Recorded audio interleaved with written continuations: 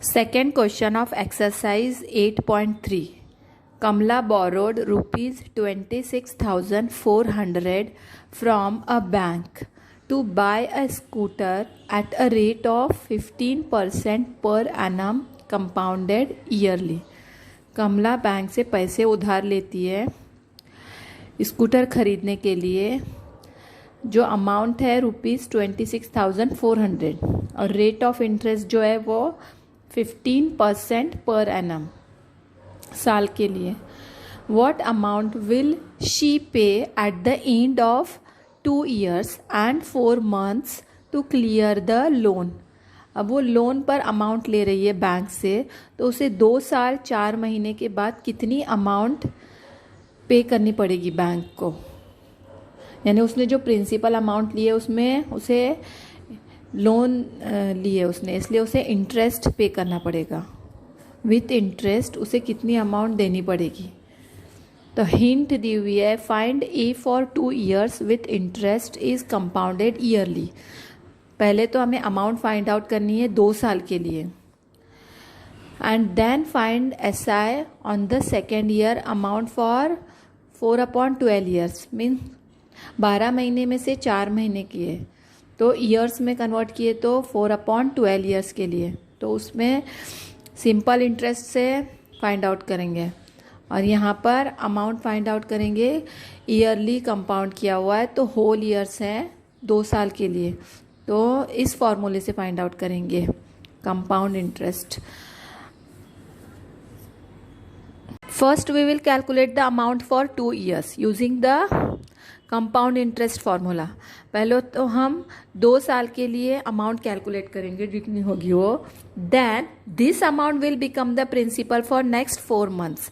जो हम simple interest find out करेंगे आगे के 4 महीने के लिए, तो उसके लिए प्रिंसिपल अमाउंट जो है वो 2 साल के बाद जो अमाउंट बनेगी 26,400 उसकी प्रिंसिपल अमाउंट है, उसमें कंपाउंड इंटरेस्ट फाइंड आउट करेंगे.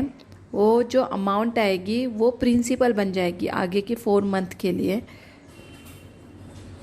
तो प्रिंसिपल है 26,400. Rate of interest is 15% per annum. Time period 2 years and 4 months. तो यहाँ पर कंपाउंड इंटरेस्ट फाइंड आउट करेंगे होल 2 years के लिए, तो N2 होगा. आगे सिंपल इंटरेस्ट फाइंड आउट करेंगे तो N होगा 4/12 years.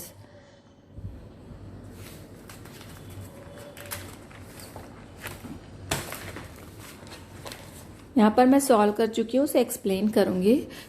A is equal to P into 1 + R/100 whole raised to the power N is equal to P जो है प्रिंसिपल ₹26,400 है, into under bracket 1 + 15/100 whole raised to the power 2. N जो है वो 2 है, रेट ऑफ इंटरेस्ट 15 है, तो ये हो जाएगा 100 × 1 100 + 15 115/100 रेस्ट टू द पावर 2. तो ये हो जाएगा ₹26,400 इंटू 115/100 इंटू 115/100. तो ये 2 0 कैंसिल हो गए. फिर यहाँ पर हमने उसके कॉमन फैक्टर फाइंड आउट किए 115 और 100 के. तो 5 2 × 10, यहाँ पर 15 हो गया, तो 5 3 × 15 23 1 × 23. 100 के निकालेंगे. 2 5 × 10 2 0 × 0 2 2 × 4, तो ये हो गया 10 1 रिमेनिंग, तो 2 5 × 10 5 5 × 25 5 1 × 5. अब यहाँ पर 5 कॉमन फैक्टर है. 23 × 5 115 एंड 5 2 × 10 10 2 × 20, तो 20 × 5 100. तो 5 23 are 115 and 5 20 are 100. 5 23 are 115 and 5 20 are 100. Again 5 23 are 115 and 5 20 are 100. तो ये 2 0 यहाँ पर कैंसिल हो जाएंगे. This 0 and this 0, this 0 and this 0. Numerator में 2 0 और डिनोमिनेटर में 2. यहाँ पे रिमेनिंग 2 and 2 ओनली. तो 2 इंटू 2 4 हो जाएगा, तो 4 से इसको डिवाइड करेंगे तो 4 6 ज़ा 24, 2 इज़ रिमेनिंग यानी 24 हो गया। अगेन 4 6 ज़ा 24, तो ये हो गया 66 इंटू 23 इंटू 23, तो इसे मल्टीप्लाई करके आंसर आ रहा है ₹34,914। अब सिंपल इंटरेस्ट फाइंड आउट करना है, तो P ये हो जाएगा आफ्टर 2 ईयर्स जो हो जाएगी अमाउंट वो, तो ये ₹34,914, टाइम पीरियड 4 मंथ्स, मंथ्स में 4 है और ईयर्स में 4/12 ईयर्स। तो इसे स्मॉल फ्रैक्शन में भी ले सकते हैं, 4 1 ज़ा 4, 4 3 ज़ा 12, 1/3 भी ले सकते हैं और इसको एज इट इज़ 4/12 भी ले सकते हैं। तो using simple interest formula, simple interest is equal to P into R into T upon 100। तो यहाँ पर P जो है वो 34,914 है।